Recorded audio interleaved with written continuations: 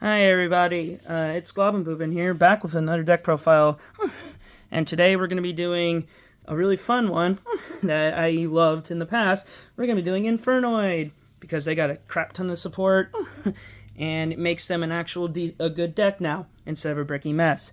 But before we start today, on a side note, I am missing a couple cards, so if you see a couple bits of blank sleeves and everything, I will tell you the names of the cards and everything that I have, but I just don't have it in here because it's either they're in another deck or I haven't ordered them yet and kind of got a little lazy and didn't take them out of the other deck, or just haven't ordered them yet. But, you know, it is what it is because we're Yu-Gi-Oh players. But if you guys could leave a like and subscribe for this deck profile, it really helps me out, as I'm just trying to, grow the channel and I don't post as often. But the more I post, the more people I get, the more frequently I post. But yeah, anywho, on to the deck profile. So first is the best card in the deck, Decatron. Allows you to send any Infernoid and copy its effect. Really, really good card because it starts off your combo. Another low level, Primaris. It's just there as a name, plus it does have an effect that comes up depending on your situation. Same with Antra. Again, at the end of the day, they're low levels, so they really do help the deck out, because the deck, as some of you might know, do not like high levels. Because if you have it, before you even try to special summon the big boys out, you cannot have the combined levels and ranks of all monsters on the field have to be seven or lower. So, and if they're not, you can't summon them out. Another low level, Harmadic. Just really good effect. Some people playing at 1 or 3. I personally like it at 2. He's really good combo piece, and you don't want to see too much of him, but you still want to see him because you have other things you want to search out, and searching out a Harmadic sometimes does not feel good, especially depending on your hand. And also, for those who don't know, all your Infernoid monsters are quick effect DD Crows. So this deck, you play a graveyard deck that has a certain combo piece, this deck is hilarious against that deck. So, I can't say his name right. One Piatti. Never really needed to play more than one. Combos off with Void Feast if you don't have a Sagetti. It's just there as another name to banish and everything else. The next card, which I just mentioned, this is the only reason why it's at 3. Again, it's another thing to summon off Void Feast, because you're summoning 2 Decatrons and a Sagetti. Because then that equals the level 8, which is much more easier to do. Especially if you mill most of them to the grave except for one. You still are able to Void Feast. Now the next one-ofs in the deck, one Sistemas and one Etondale. Again, they're not really needed more than one. They're just big levels that you can also banish too. So they're just there for that. And then the big boys that you do need, but you don't need much of. What was it? 2 Deviati and 2 Anuku. Spell Trap negate and a monster negate. That when you summon Decatron off Void Feast, you just send one of these.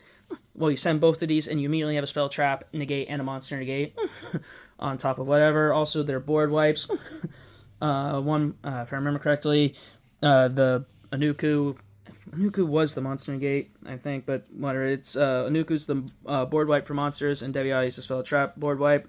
I'm probably wrong, but I'm also tired, so I don't want to read. The last portion of the monsters, get into some hand traps and board removal. I think Ogre's perfect, especially with this upcoming format.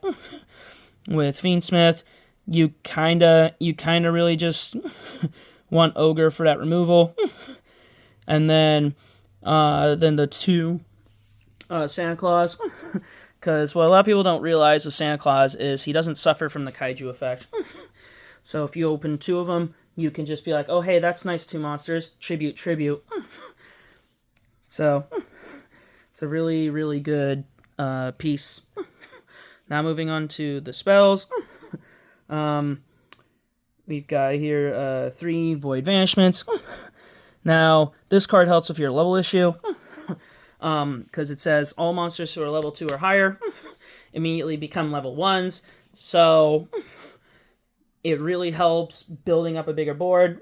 This is like a very important piece that you want to see on the field, and it's another fusion, where if your opponent controls a monster that was special summoned, you can fusion summon using monsters from your deck. So huge, like it's just a huge tiara, thing. Or if you don't have the pieces to summon out evil, you can just summon out.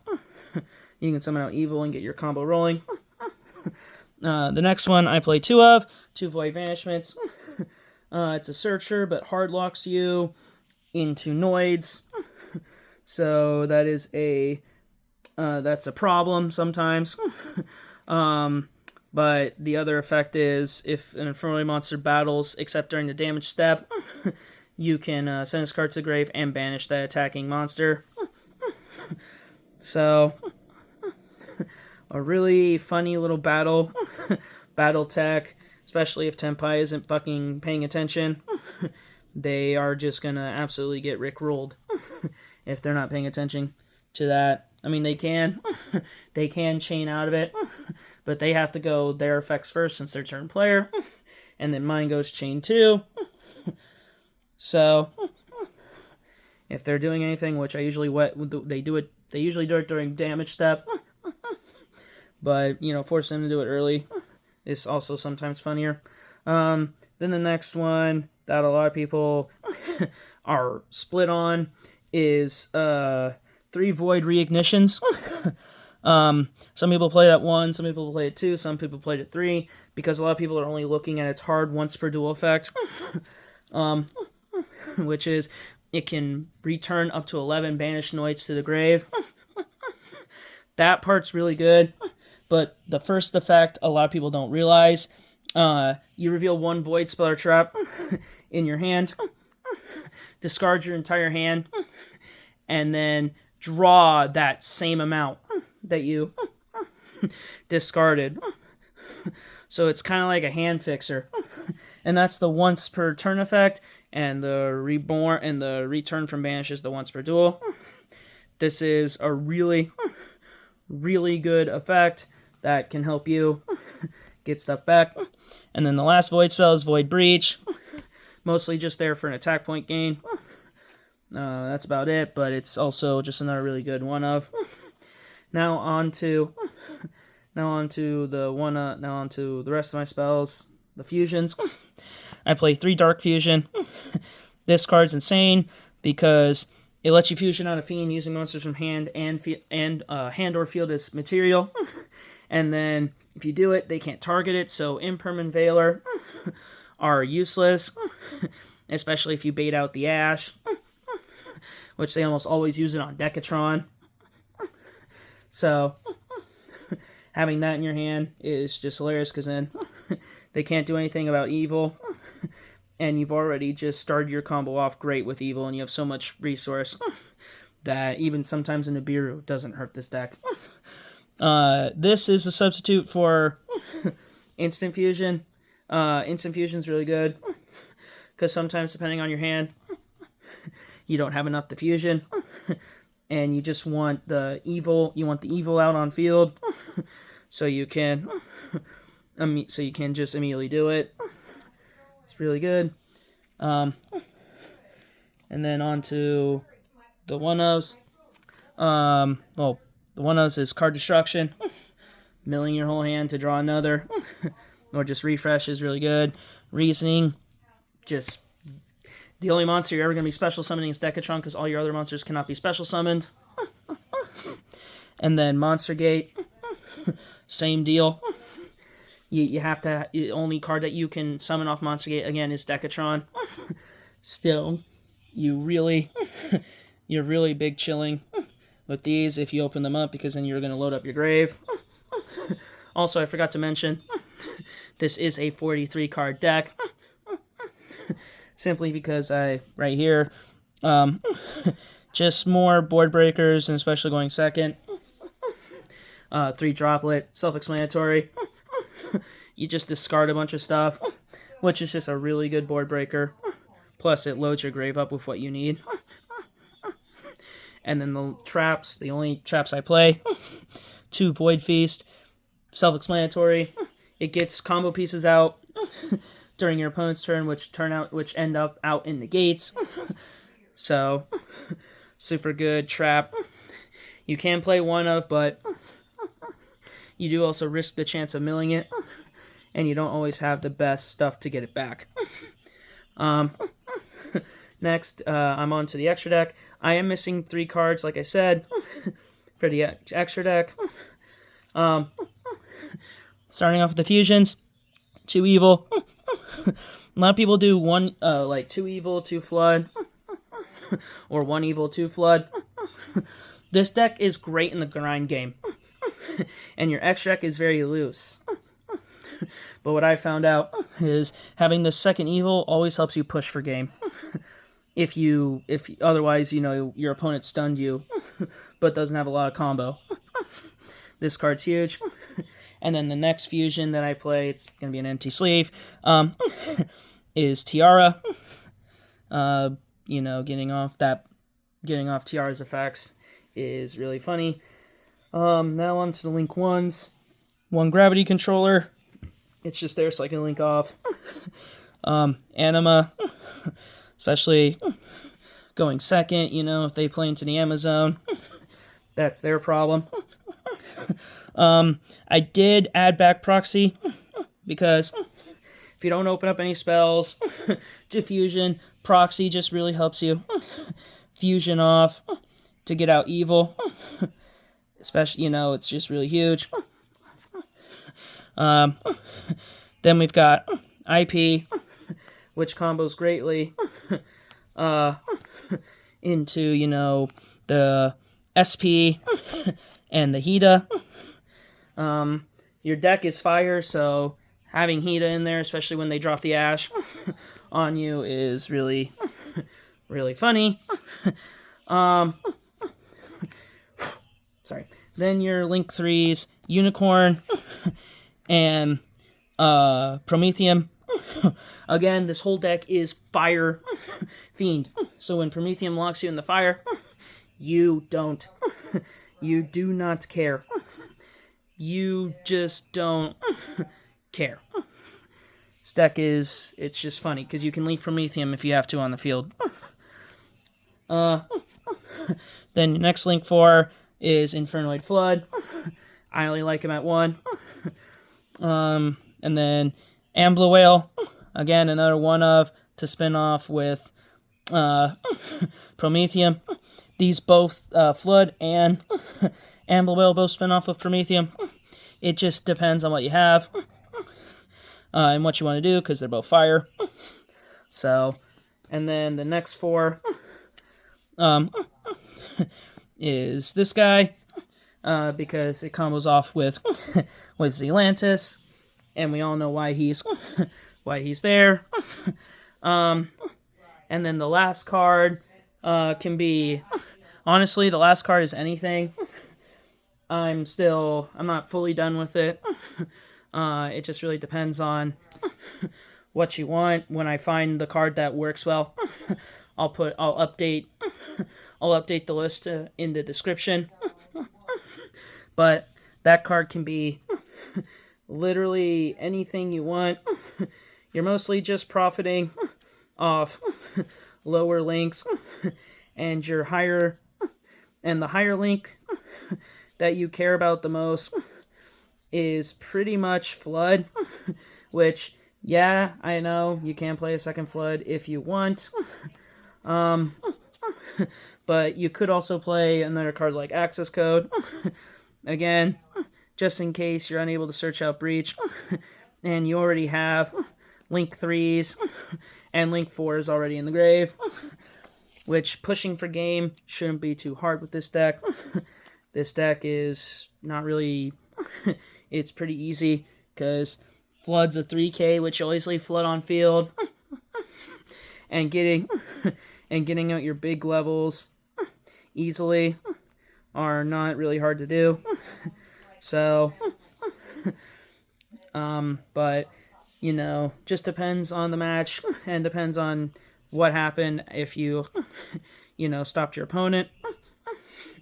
So, it's, but overall, this deck is really, really good.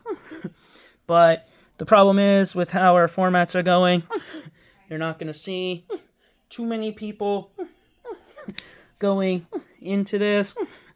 And also, for the side deck, again, I'm going to leave it up to you guys, because side deck is depending on what you all want to side in, depending on what your worst matchups are, and, you know, all that. So, side deck is very niche. Usually I do include a side deck, but for something like Infernoid doesn't really care too much about side deck. It's also the same deck that doesn't care too much about having hand traps or board breakers, but I had slots, and making this a 43 card deck doesn't hurt consistency. There were other cards I was thinking about, like playing the spell card called Oil, which is just recursion. Still don't really care too much at that point. There is another engine. Y'all can play this too. You can play the Snake Eye engine with the Wanted. Because your Sinful Spoil spell can special out a level 1 fire, which specials out Decatron, which gets your combo rolling. And you already have pieces on field to make Link 2s and everything. If anything, I would just play the Wanted pack with the Sinful Spoils spell and just ignore the Snake Eye. Like, I would side in the Snake Eye. I would side the Snake Eye package and just play the Wanted with the Sinful Spoil and Diabell Star. They are somewhat cheap. They're in the 20s and 30s. I think it's Wanted is in the 20s. Or no, Wanted's in the 30s. Last I checked on TCG. Same with Diabell Star. And the Sinful Spoil spell is like $5. So, I mean, this deck here altogether was pretty cheap. Main deck I picked up probably without the extra stuff I threw in. Just Void Monsters. Picked up for about $20. Extra deck's a little more expensive ish.